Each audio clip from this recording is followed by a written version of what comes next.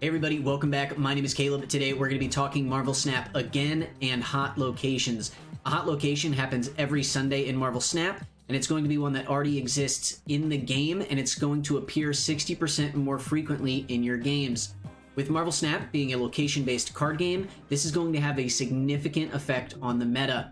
Now, the upcoming hot location is going to be Gamma Lab, and it's going to start at 3 a.m. UTC on January 1st and run until January 2nd. For my United States viewers, which is where a majority of my audience comes from, it's going to start at 10 p.m. Eastern Standard Time on December 31st, 9 p.m. for Central Time, 8 p.m. for Mountain, and 7 p.m. for Pacific. So what Gamma Lab does is it turns all cards at that location into Hulk after turn 3. This means that you're going to be able to get a very significant amount of power on the board very early in a variety of ways. To help you understand better how to use Gamma Lab and take advantage of it, I'll go over cards that both do and do not synergize well with the location, cards that shut down the location, and then I'll show off some decks to give you ideas on how to build decks while the hot location is active. So to start talking about cards that synergize well because they transform into Hulk, we'll begin with the zero-cost cards in the game, Wasp and Yellow Jacket. Wasp and Yellow Jacket are cards that synergize really well because they transform into Hulk to gain a bunch of power, and they do it for absolutely zero energy cost. So they can be played in tandem with cards that cost 1, 2, or 3 mana, and you can get yourself plenty of Hulks on the board. Now, Wasp, if the location gets changed, it doesn't matter because she has no ability, so if you're playing her in something like a Patriot deck, she can still receive a buff. Yellow Jacket, on the other hand, usually doesn't see a whole lot of play because of its ability that reduces the power of other cards at that location. But if all of those cards are transformed into Hulk, that's not going to matter. Next up are going to be cards that synergize well with the location because they actually have Patriot synergy. Patriot is a card that is no secret how well it's going to synergize with Hulk, so you can use these cards to either transform into Hulk or you can leave them on the field as they are and you will be able to get synergy with Hulk. Now, I want to talk Squirrel Girl, Brood, and Mysterio specifically because those are going to be the ways that you add the most cards onto the board. You can play Mysterio to get a card in each location and have one of them transform into Hulk. The same goes for Squirrel Girl, and then with Brood, you could get yourself up to 3 Hulks, or you can just get yourself 3 things in a different location to be buffed by Patriot. Next, I want to talk cards that do have abilities, so they don't get buffed from Patriot, but they do have value because you drop them on the board, they have some kind of ability, and they take advantage from turning into Hulk. So those cards are going to be Elektra, the Hood, Iceman, Mantis, Quicksilver, Uatu, and Yondu. The cards that I specifically want to call out are going to be the Hood, Elektra, and Uatu. The Hood is good because you can drop him into Gamma Lab, and instead of being a -2 on your board, once turn 3 happens, he then becomes a 12. It's great value and definitely worth looking into. Plus, the Hood also creates a Demon, which is another card that if you really wanted to, you could throw in to that Gamma Lab location to become a Hulk as well. Elektra is a great target to play because you can use her to destroy a 1-cost card that your opponent might be trying to transform into a Hulk, and then she also gets a serious power boost going from 1 power up to 12 when she transforms into a Hulk herself. Uatu, I think, is going to be a card that'll see a lot of value during this hot location because it'll give you insight into where that location is as long as it's in your hand early. Next, I want to talk about 2-cost cards that you can get some value out of in Gamma Lab, and those cards are going to be Black Widow, Psylocke, Mr. Sinister, Okoye, Scorpion, Baron Mordo, Domino, and Sentinel. So, cards that I want to specifically call out are going to be Black Widow, Mr. Sinister, and Psylocke.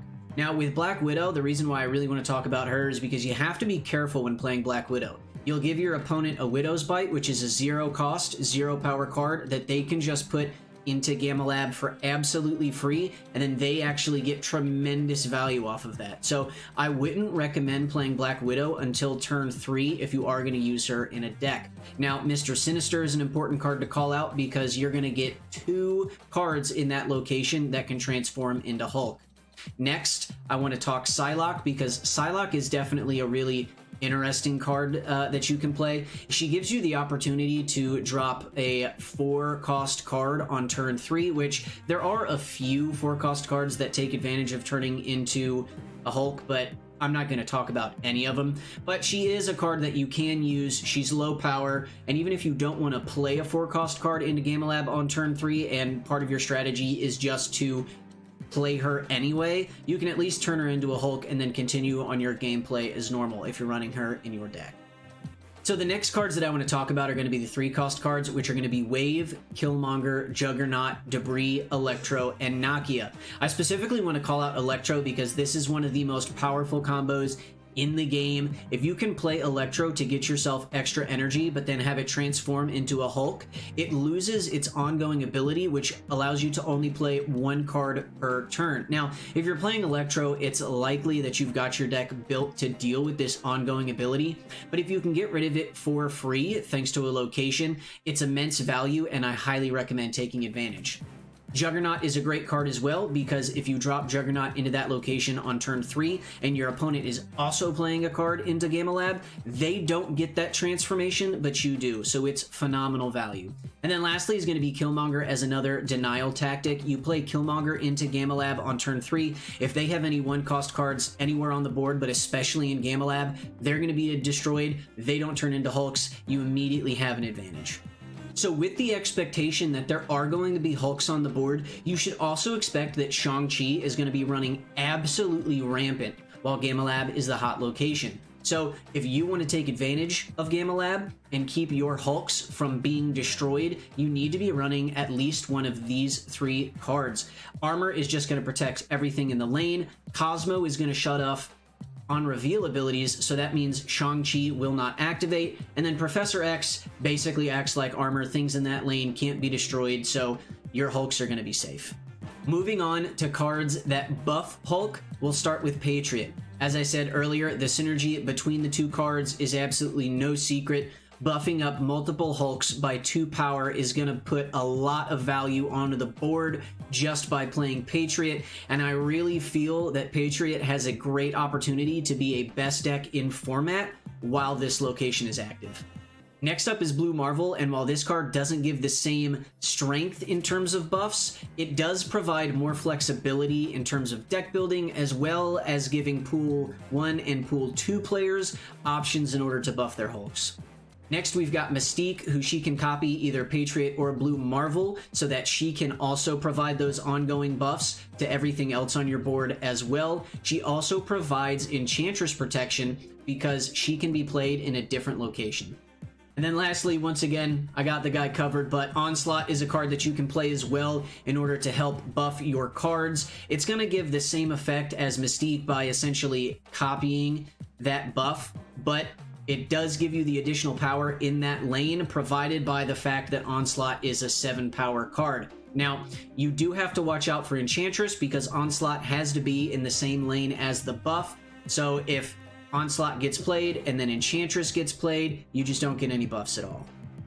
Next, I want to talk cards that destroy. Cards that destroy are going to be very, very important during this meta, and the most important one is going to be Shang-Chi. Shang-Chi, you're going to be able to use to take out your opponent's Hulks, or vice versa, your opponent taking out your Hulks. Now, this card is going to see huge value during this hot location, and if you have it, I would be running it in any deck that you're taking while the hot location is active.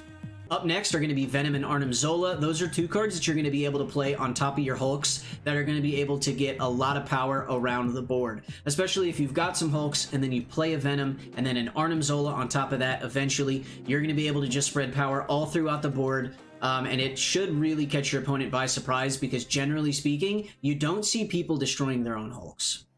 Lastly, with cards that can destroy, we've got Absorbing Man. While Absorbing Man doesn't inherently destroy Hulk, it can copy the ability of any of these cards and provide a lot of versatility to your deck. You want to use Venom again? Drop Absorbing Man. You want Shang-Chi in one lane, but you also need Shang-Chi in another lane? Just play Absorbing Man. Absorbing Man is going to provide a bunch of flexibility during this hot location, and I would highly recommend using it if you want to play any of these cards. Moving on, I want to talk about cards that do not synergize well with the hot location. And to start, that's going to be cards that cost 4 mana that get no value from a transformation, as well as cards that cost 5 and 6 energy. So cards that cost 5 and 6 energy get no value because unless what's the location? Project Pegasus hits the board, you're not going to be able to play them. And most of the time, the 5 and 6 cost cards, you want them to be something other than Hulk. That's part of why you're playing them. Cards that cost 4 but don't get any value from a transformation, think of something like Wong. If you play Wong because you've played Psylocke turn 2 and now you're playing Wong on turn 3, if you play Wong into that Gamma Lab and it transforms into a Hulk, you no longer have his ongoing ability of doubling on reveal effects. And that is likely to ruin your entire game plan because that's probably the reason why you're playing Wong anyways, because you want those on reveal effects multiple times. So cards like that, cards like Wong, I would not recommend playing into Gamma Lab during this hot location. Now this part of the list is going to get a little weird because I'm going to kind of contradict myself when I talk about at least 2 of these cards. But these are all going to be cards that help your opponent if you play them incorrectly. So those cards are going to be Korg, Titania, Viper, Green Goblin, and Polaris. So the reason why you don't want to play Korg, right, is because if you play Korg too early, not necessarily if you play Korg too early, but if you play Korg early and your opponent gets that rock that you give them in their hand, you're essentially giving them a very cheap target to turn into Hulk. Would you rather have a Hulk on your board or a rock? In all situations, I would think it's the Hulk. So you got to be careful when giving your opponents rocks, right? It's a complete roll of the dice. And Korg is a card that I would say very much like Black Widow. You probably want to wait to put that into the location until turn 3. For Titania, the reason you don't really want to play Titania is because if you mess up the timing on when that card flips sides, you could very easily give your opponent Titania to turn into a Hulk, and that's just not recommended at all. You're playing the mana, they're getting the 12 power. It doesn't make any sense. I wouldn't recommend playing Titania into Gamma Lab. Next up is going to be Viper. Viper is pretty much the exact same thing. You're dropping 2 mana and then putting one of your cards on the other side of the board. If you do that in Gamma Lab, you've paid 2 mana to give your opponent a free Hulk. Not recommended. Green Goblin, on reveal ability, goes into your opponent's side of the board. If you do that in Gamma Lab, it's just not going to work out for you at all. They're going to go from a -3 to a 12 power card. Don't recommend playing Green Goblin in Gamma Lab whatsoever. Probably one of the worst plays that you could make playing the game. Just don't do it. Lastly, Polaris. So Polaris is going to move a 1 or a 2 cost card. If you play Polaris into Gamma Lab, it would make sense to me that you're pulling something that they're going to get value out of, your opponent is, by transforming into Hulk. Now, when I say I contradict myself, Polaris is a card that you could play in order to pull things out of Gamma Lab. So this card, it does have synergy, but it also has anti-synergy. You just have to be smart about how you play it. The last cards that I want to talk about that don't really synergize with Gamma Lab are going to be cards that don't actually provide a buff to your Hulks. So all of these cards you could realistically play with Hulk, but the value that you're going to see out of them is going to be much diminished from what you usually would. So when it comes to Khazar, it provides no buff to Hulk, right? It only buffs 1 cost cards. So your Hulk, which may go from a 1 cost card to a 6 cost card, is no longer going to be buffed. Now, that being said, it's very likely that the card that you played there is going to see a much bigger buff by transforming into a Hulk than taking advantage of Khazar. So it's not to say that you shouldn't play a Khazar deck, it's just that Khazar itself doesn't actually buff Hulk. Next up, we've got Cerebro, which it does buff Hulk, but it's very likely that Hulk is going to be the only thing that Cerebro buffs. Now, you can play Cerebro, and you can play around Gamma Lab for your first 3 turns, but it's just, you know, if you don't and you end up throwing Cerebro down, the only thing that's going to get buffed is going to be Hulk, and it's very likely that that's going to ruin your entire strategy. I don't really think that I'd recommend playing Cerebro during the Gamma Lab hot location. Lastly is going to be Silver Surfer. This card provides absolutely no buff to Hulk. Hulk isn't a 3-cost card. You play Silver Surfer, absolutely nothing is going to happen. So Silver Surfer, if you're looking to play it to take advantage of Gamma Lab and those Hulks that you're making, it's not going to work out for you. The last thing that we're going to talk about before we get into some decks is going to be cards that shut down the location. Now, Scarlet Witch and Storm, those cards basically do the same thing in terms of shutting down the location. They just completely remove it from the game. Scarlet Witch is going to change the location to something completely different, and it's still going to be playable, but you're not going to get any Hulks out of it. Storm, on the other hand, is going to completely shut down the location. You know, turn 1, the location is flooding. Turn 2, after the card has been played, you're not going to be able to play anything into it. So if your opponent has anything there that they want to transform into a Hulk and you don't want that to happen, you just play Storm, you play Scarlet Witch, it's going to get rid of it. Now, the card that I'm actually really excited about, because I think it has incredible potential to just insert absolutely insane amounts of chaos and hilarity into this weekend, is going to be Quake. Quake is a card that when you play it in the middle location, it swaps the position of all 3 locations. So that has potential to just be really, really funny. Your opponent has, I don't know, a couple of cards in Gamma Lab that they want to transform, and maybe some cards outside of it that they don't want to transform. You play Quake, boom, the location moves. Maybe if you're lucky, Gamma Lab moves into your location with Quake, and she goes from a 2-3 to a 6-12, and then your opponent gets absolutely nothing.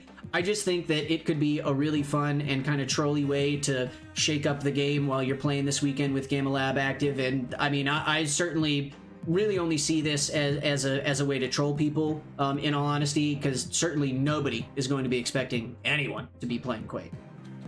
Okay, so let's talk about some decks. The first deck that I have here is going to be a Pool 1 deck to take advantage of this Gamma Lab location with Hulk. Now, the idea behind it is that we've got a couple of 1-drops, right, that we can use to take advantage of that location. We also have Medusa, just in case the middle location isn't Gamma Lab. We can use Medusa, you know, to get 4 power in that location. We're running Mr. Sinister, right, so that we can get 2 cards into Gamma Lab. We've also got Armor, which actually really isn't going to be that necessary because Shang-Chi doesn't exist, so you could very easily take Armor out of this list and just replace it with another 1-cost card. We're buffing our cards with Khazar, Iron Man, and Blue Marvel, and Onslaught, so we've got a lot of ways to get power onto the board very early with all of our 1-costs, and then a lot of different ways to buff them. So I think that this is probably going to be a really good way to utilize Pool 1 cards in order to take advantage of Gamma Lab. Next up, we've got a Pool 2 deck list, which is really going to revolve around ongoing cards. As you can see, we've got Ant-Man and Elektra to be cards to get down early, as well as Mr. Sinister in order to be a card that we can transform. Lizard, same situation, actually. Lizard going from a 2-5 to a 6-12, really big boost, and you don't have to worry about its ongoing ability you know, hurting it at the end of the game, thanks to your opponent having 4 cards in that location. We've got a bunch of other ongoing cards here with Mr. Fantastic, Captain America, Cosmo, Blue Marvel, Claw, Spectrum, and Onslaught. Actually, not Spectrum. Spectrum's on reveal. I was just reading cards. So we've got a lot of on-reveal cards that we can take advantage of with both our Spectrum and our Onslaught, and then just get a bunch of power onto the board. I honestly think that this is actually probably my favorite deck list that I've made in regards to this location, because I really think you could take advantage of Gamma Lab with both Elektra and Mr. Sinister, and then the entire rest of the deck you can just play like a normal ongoing situation. And so I think that this one really has the potential to just be the most streamlined and best of the decks that I've made for this hot location Gamma Lab event. And then this is the Pool 3 list that I've come up with. It's going to be running Wasp, the Hood, Squirrel Girl, Armor, Mysterio, Mystique, Patriot, Brood, Shang-Chi, Blue Marvel, Doctor Doom, and Onslaught. The idea is obviously to maximize Patriot, maximize Blue Marvel, Mystique, and Onslaught to get as many buffs onto the field as you possibly can and then to buff the rest of the cards that we've got. Now, Wasp, no ability. The Hood, we can make the Demon, no ability. Squirrel Girl, the Squirrels, no ability. Mysterio, you actually buff Mysterio with Patriot if, because the two, what are they called? I don't know, his clones, the Mysterio clones, they don't have an ability, you buff those, right?